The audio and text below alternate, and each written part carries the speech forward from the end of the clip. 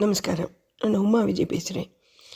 இந்த தென்னிந்திய திருத்தலங்கள் யூடியூப் சேனல்காக இன்றைக்கி 742வது பகுதியாக போய் தரிசனம் பார்த்த திருநெல்வேலியில் இருக்கக்கூடிய நவ கைலாயம் அப்படின்ட்டு நவகிரகங்களுக்கு உண்டான கோவில்களில் ஒன்றான செவ்வாய்க்கு உண்டான கோவிலை பற்றி தான் இன்றைக்கி பார்க்க போகிறோம்.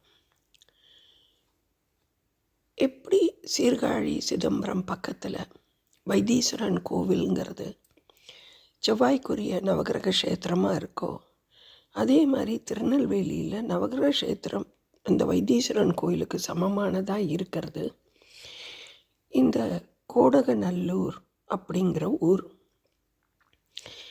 இந்த ஊர் கார்கோடகநல்லூர் அப்படிங்கிறது பேராக இருந்து இப்போ மருவி கோடகநல்லூர்னு ஆயிருக்கு. இந்த நவ கைலாசம் அந்த கோவில் வழியில் இது 3வது கோவிலாக இருக்குது. ரொம்ப பழமையான கோவில். 11ஆம் நூற்றாண்டில் குலோத்துங்க சோழனால் கட்டப்பட்ட கோவில்னு சொல்லப்பட்டது. இந்த கோவிலில் இருக்கக்கூடிய சிறப்பு என்னென்னா, இங்கே இருக்கிற நந்தி பகவானுக்கு தினந்தோறுமே திருக்கல்யாண உற்சவம் நடக்கிறது அப்படிங்கிறது. திருவையாறு பக்கத்தில் நந்தி கல்யாணம் பார்த்தால் முந்தி கல்யாணம் நடக்கும் அப்படின்னு சொல்லுவாள். அப்படி நந்தி பகவானுக்கு வருஷத்துக்கு ஒரு தடவை கல்யாணம் நடக்கிறத பார்த்துருக்கோம். இங்கே நித்தியபடியே நந்தி பகவானுக்கு கல்யாணம் நடக்கிறதான். அது எப்படின்னாக்க, செவ்வாய் தோஷத்தினால திருமணத்தில் தடை ஏற்பட்டவா இந்த கோவிலில் 58 விரலி மஞ்சளை சரடில் கட்டி மாலையாக கட்டி நந்தி பகவானுக்கு போட்டுட்டு போனால் 2 மாதத்துலேருந்து 3 மாதத்துக்குள்ளே கல்யாணம் நடந்துடுறது. இப்படி ஆயிரக்கணக்கான பேருக்கு, பல்லாயிரக்கணக்கான பேருக்கு இந்த ஊரில் கல்யாணம் ஆகிருக்கு அப்படிங்கிறது இந்த கோவிலுக்கு போன போது தெரிஞ்சின்ற ஒரு விஷயம். இந்த கோவில் எங்கே இருக்குன்னா, திருநெல்வேலியிலேருந்து அம்பாசமுத்திரம் போகிற பாதையை எடுத்துட்டோன்னா சேரன்மாதேவின்னு இருக்குது. இந்த சேரன்மாதேவியை தாண்டினோன்னா கல்லூர்னு ஒரு ஊர் வருது. அந்த கல்லூருக்கு ரயில்வே ஸ்டேஷனும் இருக்குது. அந்த கல்லூர்லேருந்து ஒரு 2 கிலோமீட்டர் தூரத்தில் இருக்கக்கூடியது தான் இந்த கோடகநல்லூருங்கிற கோவில். இங்கே இருக்கிற அம்பாள் சிவகாமி அம்பாள், சுவாமி கைலாசநாதர். இந்த கோவிலோட வரலாறு மகாபாரதத்தில் இந்த பரிஷத் மகாராஜாவோட கதையோட ஒட்டினதாகவே இங்கே இருக்குது.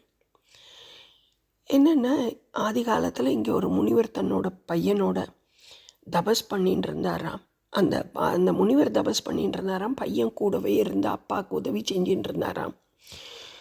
ஒரு தடவை இந்த பையன் காட்டுக்கு போனாராம், விறகு கட்டையெல்லாம் எடுத்துகிட்டு வர்றதுக்கு. அப்போது காட்டுக்கு போன போது அந்த நேரம் பார்த்து ஒரு ராஜகுமாரன், அது பரிஷித் மகாராஜானோட புள்ளன்னு சொல்கிறா, அவர் இந்த ஆசிரம், இந்த அப்பா தபஸ் பண்ணிட்டு இருக்கிற இடத்துக்கு வரார். அவருக்கு தாகம் எடுக்கிறது. அந்த ராஜகுமாரனுக்கு வேட்டையாடிட்டு வந்ததுனால களைப்புனால தாகம் எடுக்கிறது. அதனால் அவர் தாகத்துக்கு தண்ணி கேட்குறார். ஆனால் இந்த முனிவர் தபஸ்லேயே இருந்தபடியாக அவருக்கு இந்த ராஜகுமாரன் கேட்டது எதுவுமே தெரியவே இல்லை. அவர் பாட்டுக்கு தபஸில் தொடர்ந்து இருந்துட்டுருக்கார். அப்போ தனக்கு மரியாதை கொடுக்கல, தான் கேட்ட தண்ணி கொடுக்கலன்னு அந்த ராஜகுமாரனுக்கும் அங்கே கீழே செத்து போய் விழுந்திருந்த ஒரு பாம்பை எடுத்து இந்த முனிவரோட மேலே கழுத்தில் போட்டுட்டு போயிடுறான் அவன் கோவத்தில். அதுக்கப்புறமா அந்த பக்கமாக வர அந்த முனிவரோட புள்ள அப்பாவோட கழுத்தில் செத்த பாம்பு இருக்கிறத பார்க்குறார். அவருக்கும் ஞான திருஷ்டி இருக்குது. அந்த திருஷ்டினால் அவர் யார் என்ன நடந்ததுன்னு பார்த்து ராஜாவோட புள்ள தான் போட்டிருக்கான்னு நேராக அரண்மனைக்கு போயிட்டு இந்த மாதிரி இந்த ராஜா அந்த பாம்பு என்னோட அப்பாவோட கழுத்தில் செத்து போயிருந்த பாம்பு, விழுந்த பாம்பே வந்து தீண்டி சாவார், ராஜாவை செத்து போவார்னு சொல்லி சாபம் கொடுத்துட்டு வந்துடுறார். அதுக்கப்புறமா ராஜாவோட ஜாதகத்துலேயும் வந்து சர்பதோஷம் இருக்குது, நாகத்தினால இறப்பு இருக்குன்னு தெரிஞ்சுண்டு ராஜா ஒரு தனி மாளிகை கட்டுறாராம். அந்த மாளிகையில் ஒரு எறும்பு கூட புகாத மாதிரி அப்படி கட்டி, பாம்புனால் தோஷம் வரக்கூடாது, 7 கடல் 7 மலையிலேருந்து எந்த பாதிப்பும் வரக்கூடாதுன்னு அவ்வளோ அழகாக பெருசாக கட்டியிருக்காளாம். ஆனால் ஒரு நாள் ராஜா வந்து மாம்பழம் சாப்பிட்ணுன்னு சொல்லி ஆசைப்படும்போது அந்த மாம்பழத்தை பிரித்தா மாம்பழத்துக்குள்ளே இருந்த ஒரு சின்ன குட்டி பாம்பு ராஜாவை தீண்டி ராஜா வந்து தவறி போயிட்டார். அந்த பரீட்சித் மகாராஜா அப்படிங்கிறது கதையாக இருக்குது. மகாபாரதத்தில் என்ன ஆறுதுன்னா, பரீட்சித் மகாராஜாவை நாகம் தீண்டினபடியாக எல்லா நாகத்தையும் யாகம் வளர்த்து அவரோட பிள்ளையான ஜெயமேஜெயன் வந்து யாக குண்டத்தில் எல்லா பாம்பையும் அழிச்சிட்டாருன்னு நம்ம பார்க்குறோம். ஆனால் இந்த ஸ்தல பிரகாரம் இந்த பாம்பு வந்து ராஜாவை கொத்திடுது, அதனால் தோஷம் ஏற்படுறது. அதே நேரத்தில் என்ன ஆகுதுன்னா, நள மகாராஜா அவர் வந்து தன்னோட மனைவி, நாடு, சொத்து எல்லாத்தையும் இழந்துட்டு இந்த பக்கமாக போயின்னு இருக்கும்போது இந்த நாகமானது, கரக்கோடகனானது ஒரு தீயில மாட்டின்னு சிக்கின்னு இருக்கிறத பார்த்துட்டு இந்த நளமகராஜா என்ன பண்ணுறாராம், அந்த பாம்பை அந்த தீயிலேருந்து காப்பாற்றுறாராம். அப்படி தன்னை காப்பாற்றினாருங்கிறதுக்கு நன்றி இல்லாமல் அந்த பாம்பானது அந்த நளனை தீண்டிடுறது. நளனை தீண்டின உடனே நளமகராஜாவோட உருவமே மாறி போய் யாருக்குமே நளன்கிறதே தெரியாத அளவுக்கு ஆயிடுறது. அந்த நேரம் இவர் தன்னோட பொண்ணு தமயந்திக்கு வந்து இப்படி கணவரும் விட்டு போய் 2 குழந்தைகளோட ஒரு மகனோட கஷ்டப்படுறாளேன்னு சொல்லிட்டு தமயந்தியோட அப்பா வந்து கல்யாணத்துக்கு ஏற்பாடு பண்ணுறார், சுயம்பரத்துக்கு ஏற்பாடு பண்ணுறார். 2ஆம் கல்யாணத்துக்கு ஏற்பாடு பண்ணும்போது வீமராஜா அப்படிங்கிற பக்கத்து நாட்டு ராஜா வந்து சுயம்பரத்துக்கு வர்றதுக்காக வேண்டி வரார். அந்த பீமராஜாக்கு உருமாறி போன நளமகராஜன் வந்து தேரோட்டியாக இருந்து வரார். வரும்போது தமயந்திக்கு இப்படி தேரோட்டி வர்றது உருமாறி இருந்தாலும் தன்னோட கணவன்கிறத அவளால் அறிய முடிஞ்ச உடனே அவள் என்ன பண்ணுறா, அவரோட அந்த தேரோட்டியோட பேசுகிறத பார்த்தோன்னா பீமராஜா வந்து தமயந்திக்கும் நளனுக்குமே திருப்பி திருமணம் செஞ்சிக்கிறதுக்கு ஏற்பாடு பண்ணினார் அப்படிங்கிறது வரலாறாக இருக்குது. அப்படி தனக்கு உதவி செஞ்ச நளனையே திருப்பி தீண்டினதுனாலையும் இந்த பாம்புக்கு சாபம் கூடி போய்டுறது. அப்போ இந்த பாம்பு தான் பண்ணின தப்பை நினச்சி வந்து விஷ்ணு கிட்ட கேட்கும்போது விஷ்ணு வந்து இப்படி தாமிர நதி கரையில் ரோமச முனியால் வணங்கப்பட்ட, பிரதிஷ்டை செய்யப்பட்டு வணங்கப்பட்ட ஈசனை போய் வணங்கி சாப நிவர்த்தி பெற்றுக்கோன்னு சொல்லி சொன்னாராம். அதனால் அந்த கார்கோடகன்கிற பாம்பு வந்து இந்த ஸ்தலத்தில் வந்து ஈசனுக்கு பூஜை பண்ணி வேண்டினதான்.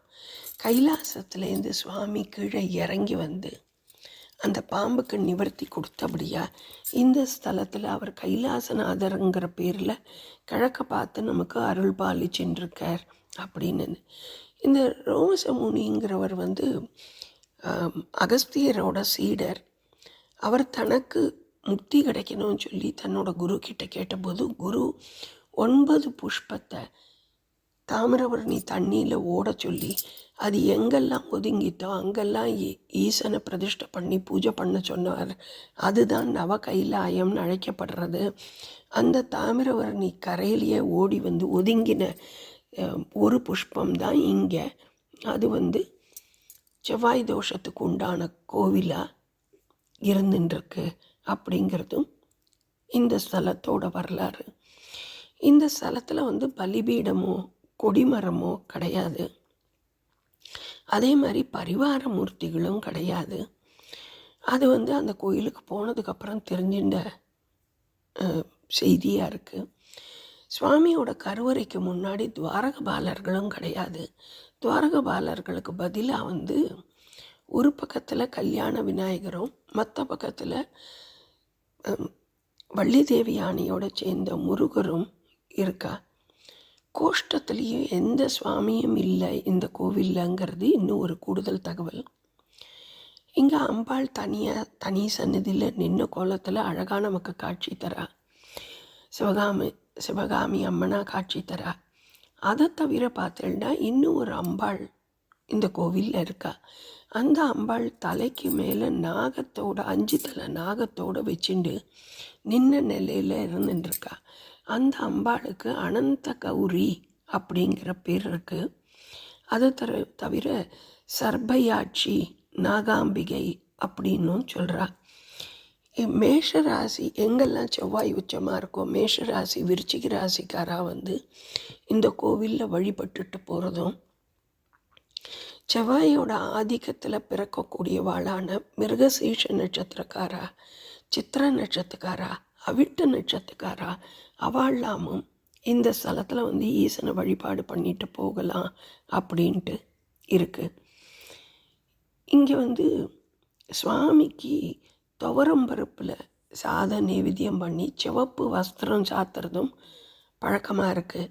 இங்கே சுவாமியே செவ்வாய் அங்காரகனுக்கு உடையவராக இருக்கார். இங்கே அங்காரகன்கிற செவ்வாய் வந்து இந்த சுவாமியை பூஜை பண்ணியிருக்கார் அப்படிங்கிறதும்.